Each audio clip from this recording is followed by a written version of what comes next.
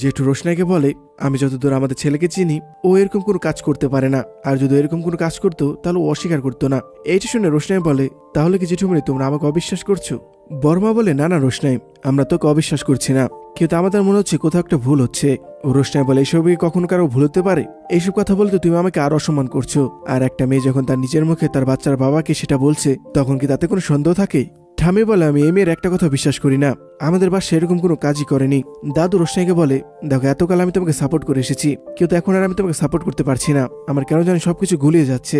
আমার না তো এরকম অসৎ কাজ করতেই পারে না, আমি এটা মেনে নিতে পারছি না। তার বিরুদ্ধে যদি এরকম কোনো অভিযোগ আসে, সে যদি সেটাও মানতে না চায়, সেটাও কিন্তু অনেক ভাববার বিষয়, এটা কিন্তু মনে রেখো।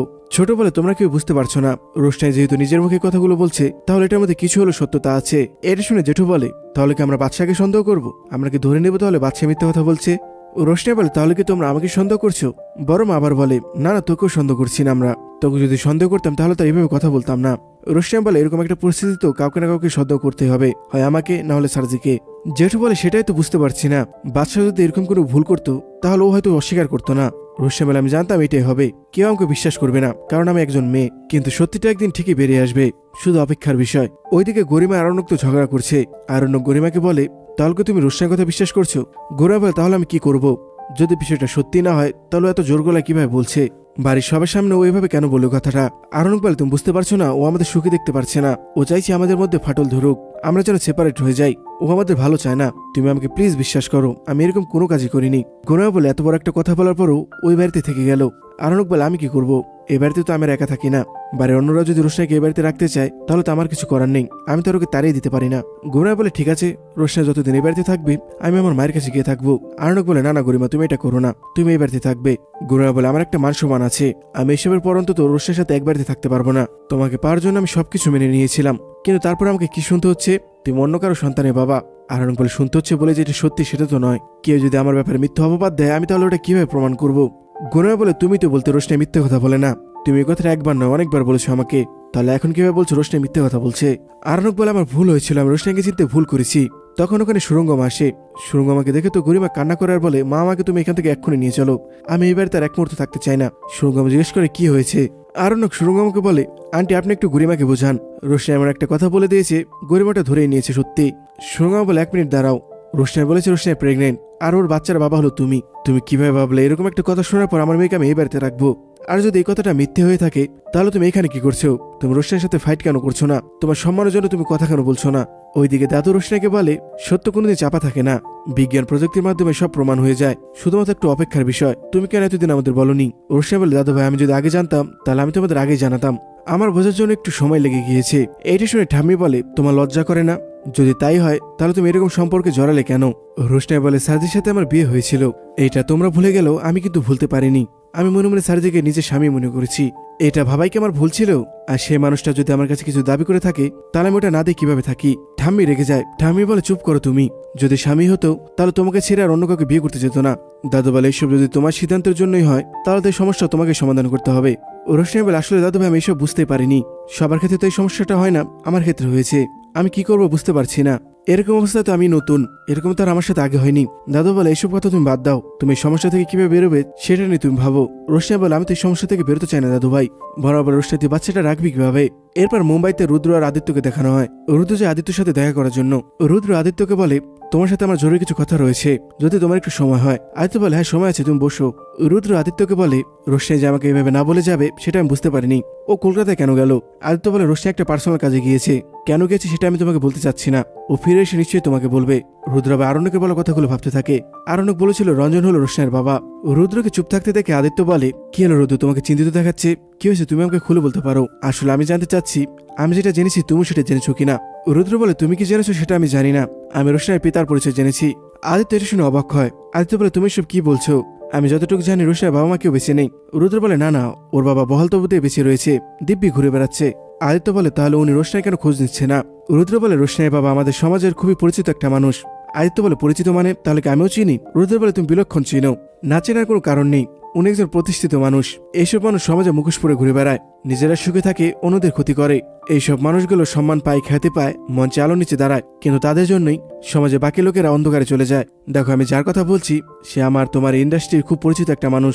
আদিত্য বলে, দেখো আমার আর টেনশন মারিও না, তুমি বলো কে সে? রুদ্র বলে, রোশনের বাবা হলো পণ্ডিত রঞ্জন প্রসাদ। এটা শুনে আদিত্য অনেক অবাক হয়। আদিত্য বুঝতে পারে রঞ্জন প্রসাদ কিসের জন্য রোশনাকে এত দেখতে পারতো না, কেন কম্পিটিশনের মধ্যে এত খুদ ধরতো আর অপমান করতো। আদিত্য জিজ্ঞেস করে, তুমি কিভাবে জানো? এরপর আবার আরণ্যককে দেখানো হয়। আরণ্যক সুরঙ্গকে বলে, আমি কিভাবে প্রমাণ করব?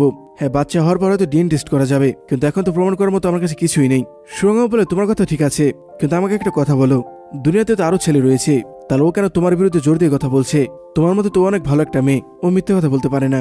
আরণ্যক বলে, সেটা আমি কিভাবে জানবো? সুরঙ্গ বলে, জানি না বলে তো হবে না, তোমাকে স্পষ্ট উত্তর দিতে হবে। দিনের পর দিন তো তুমি রোশনের প্রশংসা করে গিয়েছো, রোশনে ভালো মেয়ে, রোশনে মিথ্যে কথা বলে না, তাহলে এখন কিভাবে অস্বীকার করছো? আরণ্যক মনে মনে বলে, এই প্রশ্ন উত্তর তো আমিও খুঁজছি। আমি রোশনাকে বলেছিলাম ফাইনালে হেরে যেতে, গরিমা সেখান থেকে জিতে অনেক কাজও পেয়েছে। রোশনা কি সেটার প্রতিশোধ দিল আমার উপর? এরকম একটা নোংরা একটা অভিযোগ দিল আমাকে।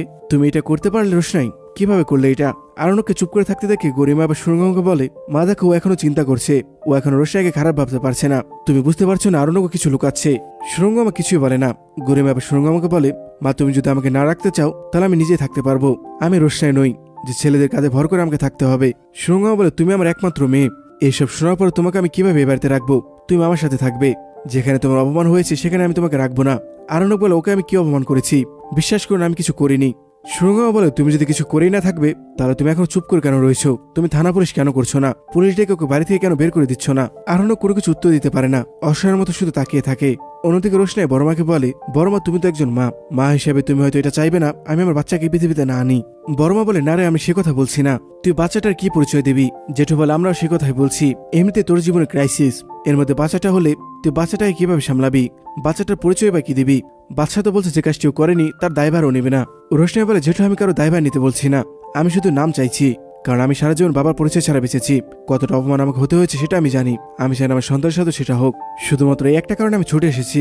আর স্যারজি যদি না মেনে নেয় তাহলে আমি একদিন ডিএনএ টেস্ট করাবো, সেদিনকে সব প্রমাণ হয়ে যাবে। জেঠু রোশনাইকে বলে, দেখ মা, ডিএনএ টেস্ট এত সহজ বিষয় নয়, অনেক পদ্ধতি রয়েছে এটার মধ্যে, আর সেটা হলে যে তুই যেটা চাইছিস সেটা হবে তার তো কোনো গ্যারান্টি নেই। রোশনাই বলে, আমি ফাইট করে যাবো জেঠুমণি, আমি এত সহজে হাল ছেড়ে দেবো না, তা নাহলে আমি আমার বাচ্চাকে কি জবাব দেবো? আমার বাচ্চা বড় হওয়ার পর কি জানবে? সে জন্ম নিয়েছে শুধুমাত্র ফুর্তির কারণে, সেটা তো সত্যি নয়। যা হয়েছে সেটা দুজনে ভালোবাসার কারণে হয়েছে।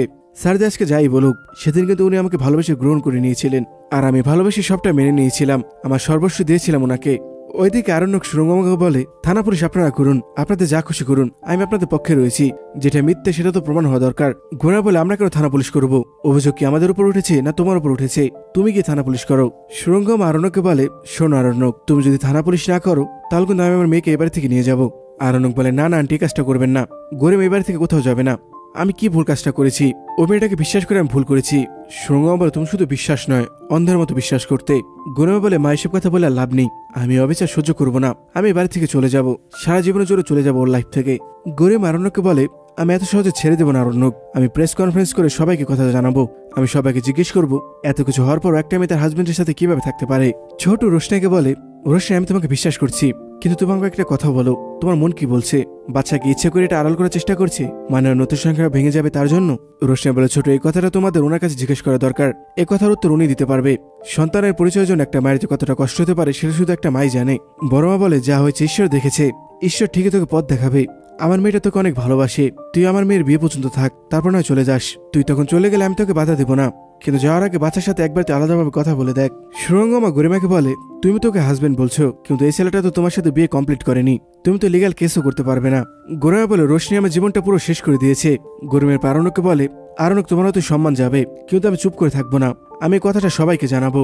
আরণ্যক বলে, গরিমা যে কথাটা সত্যি নয় সেটা তুমি সবাইকে বলে আমার সম্মানহানি করতে পারবে? তোমার মনে যদি এটা ইচ্ছা হয় তাহলে আমার কিছু করার নেই। ঠাম্মি বড়মাকে বলে, বড়মামা তুমি এসব কি বুদ্ধি দিচ্ছ?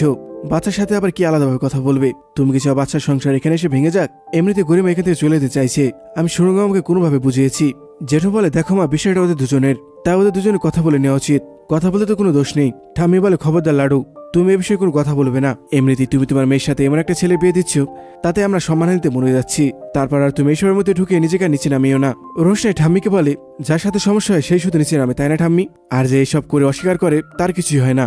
ঠাম্মি বলে, আমি বিশ্বাস করি না আমার নাতি কোনো সমস্যা করেছে, সমস্যা তুমি তৈরি করেছো, তুমি এসেছো আমার নাতিকে ভাসানোর জন্য। সবাই কেন শুধু তোমাকে নিয়ে বলে, আর কারো ব্যাপারে তো কোনো কিছু বলে না।